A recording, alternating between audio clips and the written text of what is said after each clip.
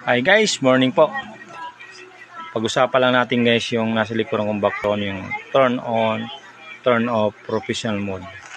Dalawang natin guys, yung disadvantage o advantage. Advantage guys, pag tinurn on po yung professional mode mo, possible yung account ay magkaroon ng monetization or ma-unlock mo yung mga tools ni Meta o ni Facebook na magkaroon ka possible ng sahod sa nila.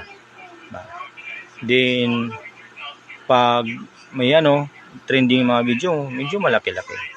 Ang disadvantage naman guys, pag naka-turn on yung profession mo, yung pag hindi natin sinunod yung batas ni Meta or policy ni Facebook, magkakaroon ka ng violation ng mga restriction.